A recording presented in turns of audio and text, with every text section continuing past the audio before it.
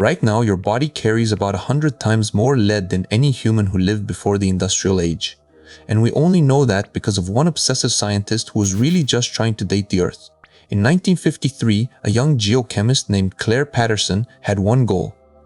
He wanted to know how old the Earth actually was. Nobody had a real number, just guesses. Patterson worked at Caltech, and he had an idea.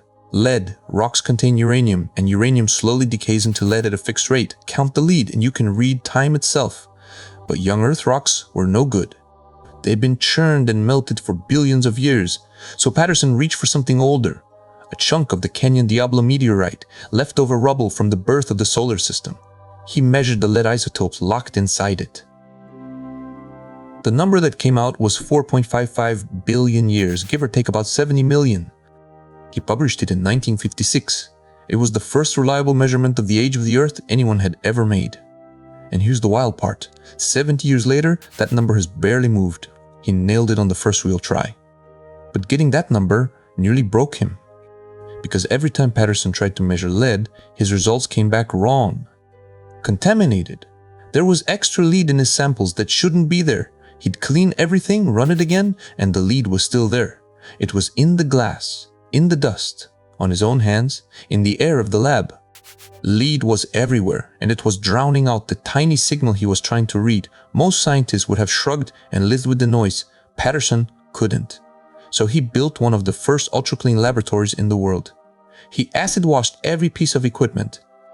He distilled his own chemicals from scratch to strip the lead out. He turned his lab into a sealed, scrubbed bubble just to get a clean reading. And when he finally did, a question started nagging him. If lead was contaminating everything in here, where was all of it coming from? And how much of it was in people? At first, Patterson blamed himself. Sloppy technique, a dirty lab, bad luck. But the cleaner he got, the clearer the truth became. The lead wasn't his mistake. It was in the world. It was in the tap water, the dust on the shelves, the food on the table, the air coming through the window. His spotless lab was a tiny island in an ocean of lead. And that stopped being an annoyance and started being terrifying. Patterson had set out to measure a rock. Now he was staring at a much bigger question. If this much lead was floating around a modern lab, then it was floating around modern people too, all day, every day. Was that normal? Had there always been this much lead in the world, or had something changed? He couldn't answer it from inside his lab. He needed a record of the past, somewhere no factory had ever touched, so he turned his attention away from meteorites and towards something frozen. To find the source, Patterson went somewhere clean. The polar ice. Snow falls, freezes, and stacks up in layers year after year like tree rings you can drill through. Each layer traps whatever was floating in the air that year. Patterson pulled cores from Greenland in 1964 and from Antarctica the next year, and he read the lead in the layers going back centuries. The old ice was nearly clean. Then he reached the 1920s and the lead shot up. Not a gentle rise, a wall. And he knew exactly what happened in the 1920s. That's when the oil companies started adding tetraethyl lead to gasoline, about 2 grams of lead in every gallon. Every car on Earth was now burning lead and blowing it out the tailpipe. It drifted into the air, settled on the ice at the poles, rained down on the oceans, and landed in the food. This wasn't nature. There was no natural baseline of lead in modern life. We had put it there ourselves in one human lifetime. Then Patterson did the comparison that changed everything. He got hold of human bones from Peru, skeletons roughly 1600 years old, from people who lived and died long before cars and factories. He measured the lead in that ancient bone. Then he measured the lead in modern bone. The modern bodies held somewhere between 700 and 1,200 times more lead. Sit with that. Not double, not 10 times, up to 1,000 times more lead than a person from before the industrial age. In 1965, he laid it all out in a paper and put a number on it for the average person. The typical American, he wrote, carried about 100 times the lead of a pre-industrial human. And he didn't hedge the language. He wrote that the average resident of the United States was being subjected to, in his words, severe chronic lead insult. Everyone was poisoned, slightly, quietly, constantly. Nobody had noticed, because everybody's baseline was contaminated at the same time. The lead industry did not take this quietly. Their top scientific defender was a man named Robert Kehoe, who worked for the Eiffel Corporation, the very company that sold the lead additive. Kehoe had a smooth answer for Patterson.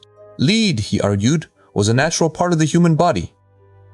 We'd always carried some.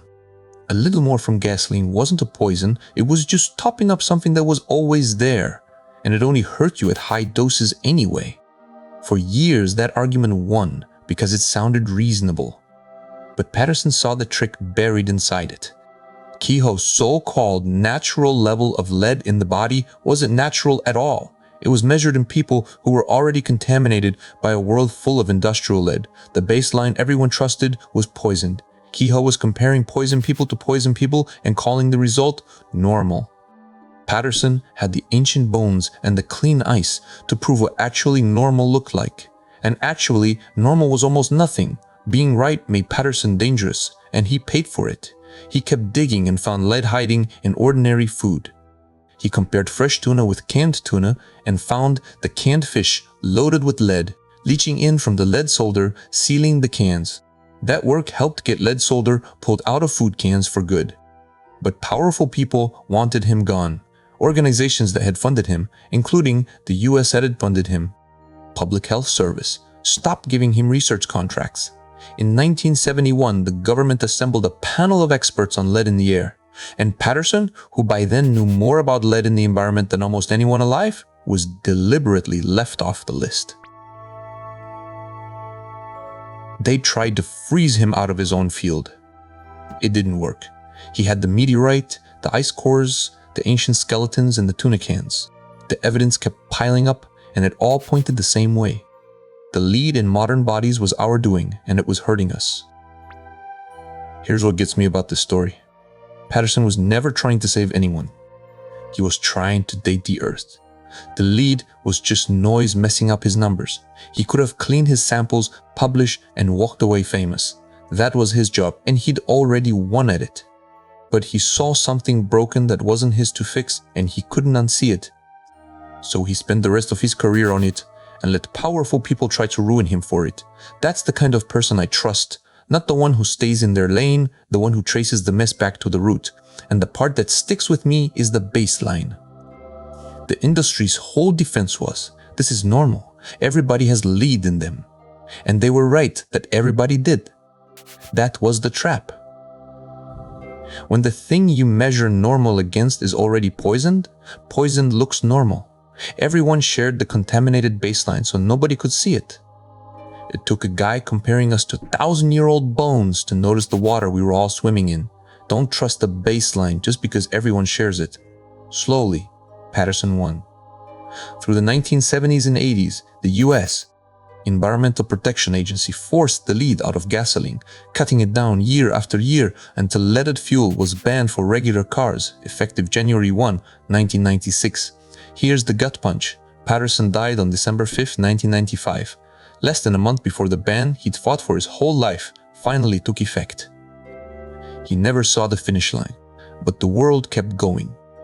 Country after country followed until July 2021, when Algeria, the very last nation still selling leaded gasoline, finally ran out of its supply. That was it. For the first time in 100 years, no car on Earth was burning lead on the road.